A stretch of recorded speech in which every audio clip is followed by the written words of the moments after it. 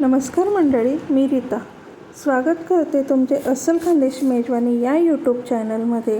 आज आपण बनवणार आहोत सुरळीच्या वड्या किंवा मग तुम्ही त्याला पातवड्या पण म्हणू शकता।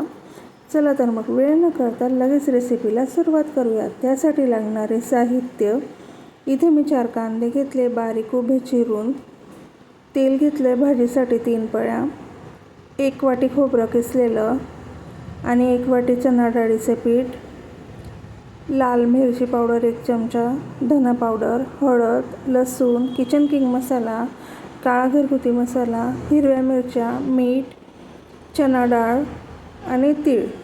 चला तर मग रेसिपीला सुरुवात करूया। तवा ठेवलेला आहे मी।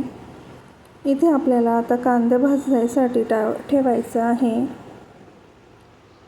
कांदा हा आपल्याला छान ब्राऊन कलरमध्ये भाजून घ्यायचा आहे। तुम्ही बघू शकता कांदा टाकलेला आहे। कांदा आता आपल्याला छान बारीक गॅसवर असा भाजून घ्यायचा आहे। त्यामध्ये आता आपल्याला तेल टाकायचं आहे 1 चमचा। तेल टाकल्यामुळे कांदा लवकर भाजून होतो। कांदा भाजून होतो तोपर्यंत एक सांगेल की माझ्या चॅनलला सबस्क्राईब कोणी केलं नसेल तर प्लीज सबस्क्राईब नक्की करा। तुम्ही बघू शकता कांदा आपला छान भाजून झालेला आहे। कांदा हा आपल्याला असाच भाजून घ्यायचा आहे।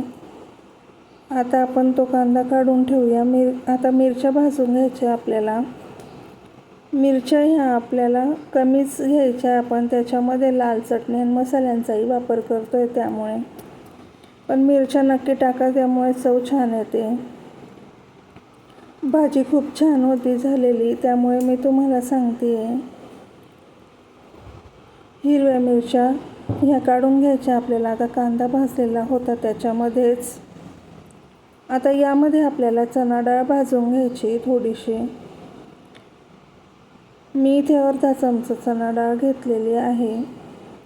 ती आपल्याला छान कलर असं ब्राऊन येईपर्यंत भाजून घ्यायची खरपूस।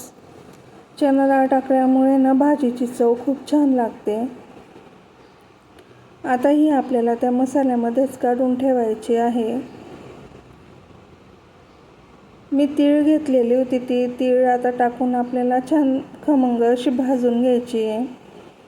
सुरळीच्या वड्यांमध्ये आपल्याला तीळ आणि खोबरं टाकायचं, त्यामुळे मी साईडला ते ठेवणार आहे भाजून। तुम्ही बघू शकता तीळ आपल्याला छान तडतड उडेपर्यंत भाजून घ्यायची आहे। बघू शकता ते छान तडतड उडते आहे। अशीच आपल्याला खमंग भाजून घ्यायची मंद आचेवर। आता यामध्ये आपल्याला खोबरं भाजून घ्यायचे आहे। खोबरंही आपल्याला बारीक गॅसवरच भाजायचे छान। तुम्ही खोबरं हे कच्चंही वापरू शकता, पण कच्चट खोबऱ्याला ह्या दिवसाचा असा खवट वास येतो किंवा मग चव वेगळी लागते, म्हणून मी हे भाजून घेते आहे। तुम्ही भाजलेलंच वापरा, त्यामुळे भाजीची चव पण छान येते, त्याचा कच्चाच स्मेल असा येत नाही भाजीला, त्यामुळे भाजून घ्या। आता आपला जो मसाला आहे त्यामध्ये माझं आधीचं खोबरं भाजलेलं आहे, मी तेच वापरते। मी लाईट आमच्याकडे नसते, त्यामुळे हे आधीच भाजून मिक्सरला दळून ठेवलेलं असतं, म्हणून मी त्या खोबऱ्याचा वापर करते आहे। ते एकदम बारीक असल्यामुळे मी सुरळीच्या वड्यांसाठी दुसरं खोबरं किसलेलं होतं। आता हे लसूण टाकून आपल्याला छान मिक्सरला दळून घ्यायचं आहे। यामध्ये माझ्याकडे कोथिंबीर नव्हती, तुम्ही कोथिंबीर असेल तर टाकू शकता। आता खोबरं आपलं छान भाजून झालेलं आहे। तुम्ही बघू शकता त्याला छान ब्राऊन कलर आलेला आहे।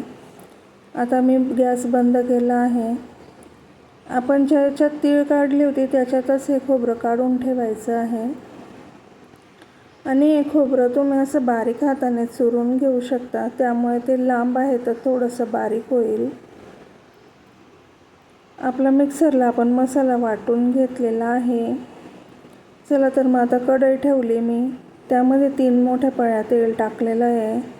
आता आपण मसाला बारीक दळलेला आहे तो टाकून घ्यायचा आहे। तेलामध्ये मी मसाला टाकून घेतला आहे पूर्ण। तो आपल्याला छान तेल सुटेपर्यंत फ्राय करायचा आहे. आता आपले जे बेसिक मसाले ते आपण त्यामध्ये टाकून घेऊया. लाल मिरची पावडर टाकली मी 1 चमचा. कलरसाठी हळद टाकली थोडीशी. त्यामध्ये आता आपल्याला किचन किंग मसाला 1 चमचा टाकायचा आहे. धना पावडर 1 चमचा आणि माझा घरगुती काळा मसाला आहे तो 1 चमचा टाकलेला आहे मी. आता मीठ टाकायचं आपल्याला चवीनुसार. मसाल्यांची क्वांटिटी ही तुम्ही तुमच्या ह्याच्याप्रमाणे ॲडजस्ट करू शकता. मी इथे 4 ते 5 लोकांसाठी भाजी बनवते, त्यामुळे मी माझ्या ह्याच्याप्रमाणे घेतले आहे. तुम्ही तुमच्या क्वांटिटीनुसार सर्व ॲडजस्ट करू शकता.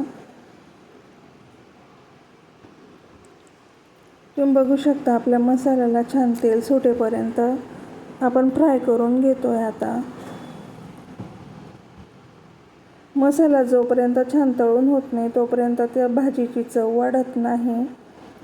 आता मसाला आपण छान करून ठेवू. आपल्याला एक ताट घ्यायचं आहे. त्यामध्ये आता बेसन पीठ टाकायचं आपल्याला. आता हे बेसन पीठ आपल्याला सुरळीच्या वड्या किंवा पाटवड्यांसाठी भिजवून घ्यायचे आहे. त्यामध्ये चवीनुसार मीठ टाकायचं आहे आणि मी थोडीशी हळद पावडर टाकते. आता यामध्ये मिरची पावडर वगैरे आपल्याला काहीच टाकायचं नाही आहे, कारण आपण भाजीमध्ये पण टाकलेलं आहे, तर मग भाजी आपली तिखट होऊ शकते. त्यामुळे हे फक्त प्लेन बेसन पीठ आपल्याला भिजवून घ्यायचं आहे. चला तर मग आता भिजवल्यावर मी दाखवते. इकडे बघू शकता तुम्ही आपला मसाला छान फ्राय झालेला आहे. त्याला साईडने असं तेल सुटलेलं आहे. आता हा आपल्याला सुरळीच्या वड्यांसाठी मला थोडासा काढून ठेवायचा आहे साईडला. तुम्ही बघू शकता. आता हा थोडा मसाला मी काढून ठेवलेला आहे. कच्चा मसाला वापरला की त्याला कच्चट स्मेल येते, म्हणून हा तळूनच आपल्याला मसाला वापरायचा आहे. इथे बेसन पीठ आपलं भिजवून झालं आहे आणि त्यासाठी मसाला साईडला काढून ठेवलेला आहे. या मसाल्यामध्ये आपल्याला आता गरम पाणीच टाकायचं आहे. गरम पाणी टाकल्यामुळे तरण पण लवकर येतं भाजीला आणि चवचा फरक पडतो. गरम पाणी हे आपल्याला आपल्या अंदाजानुसारच टाकायचं आहे, पण भाजीमध्ये पाणी हे थोडं जास्ती प्रमाणातच टाका. म्हणजे 5 मिनिटानंतर भाजी जेव्हा थंड होते त्यावेळेस पुन्हा ती घट्ट होते, त्यामुळे मग त्याला सार नंतर राहत नाही. म्हणून सारची क्वांटिटी ही जास्त ठेवायची थोडीशी. आपल्या सुरळीच्या वड्या टाकल्यावर मग भाजी घट्ट होऊन जाते. आता आपल्याला पाटवड्या लाटून घ्यायच्या आहे. इथे तेल किंवा पिठाचा वापर करून तुम्ही लाटून घेऊ शकता. मी तेल लावून हे छान लाटून घेते. बेसनाची आपल्याला एकदम पातळ अशी पोळी लाटून घ्यायची आहे, एकदम बारीक, कारण ते पुन्हा आपल्याला सारमध्ये टाकल्यावर खूप फुलते. मग ती कच्चट लागू नये म्हणून आपल्याला बारीक पोळी लाटायची आहे. त्यावर आता मसाला लावून आपण छान फिरवून घेऊया. पूर्ण मसाला ह्या पोळीला लावून घ्यायचा आहे आपल्याला आणि त्यावर आपल्याला तीळ आणि खोबरं हे टाकायचं आहे. याच्यावर कोथिंबीर पण टाकू शकता तुम्ही अगदी बारीक चिरून. तुमच्याकडे कोथिंबीर असेल तर नक्कीच वापरा. चवीचा खूप छान लागते. चवीला ही भाजी तुम्ही एकदा नक्की करून बघा. मी फर्स्ट टाईम केली होती, पण चव एकदम छान लागली त्याची. खोबरं आणि तीळ भाजल्यामुळे त्याचा खमंगपणा खूप छान होता भाजीमध्ये. आता हे आपल्याला छान टाकून घ्यायचं आहे तीळ आणि खोबरं आणि त्याच्यावर असं थापून घ्यायचं आहे, म्हणजे ते चिटकलेलं राहील, निघणार नाही आपल्या भाजीमध्ये. आता हे आपल्याला बारीक असं चिरून घ्यायचे आहे. बारीक काप करायचे आहे आणि ते गोल गोल राऊंड करून आता भाजीमध्ये आपल्याला सोडून घ्यायच्या आहे त्या वड्या.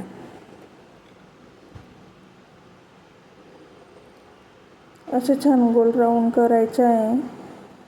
तुम्ही ते छोटे किंवा मोठे करू शकता. माझे ते थोडे मोठे झाले होते तर त्यामुळे भाजीमध्ये जास्तच फुलले. तर तुम्ही ते छोटे छोटे करून घेऊ शकता.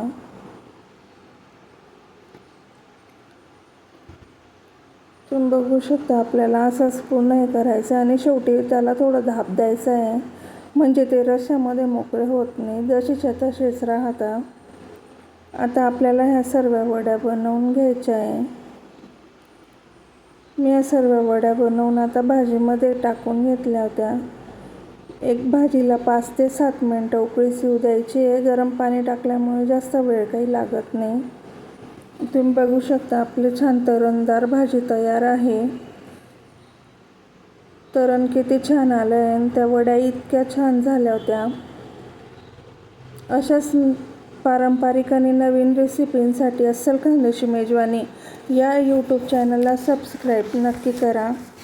रेसिपी आवडल्यास तुम्ही एक लाईक आणि शेअर करा. कमेंट करायला पण विसरू नका. तुम्ही खूप छान प्रतिसाद देताय. माझे व्हिडिओ तर सगळे बघताय पण सबस्क्राईब करायला मात्र विसरतात. तर एक नक्की सबस्क्राईब करा. व्हिडिओ आवडल्यास लाईक शेअर कराच. धन्यवाद.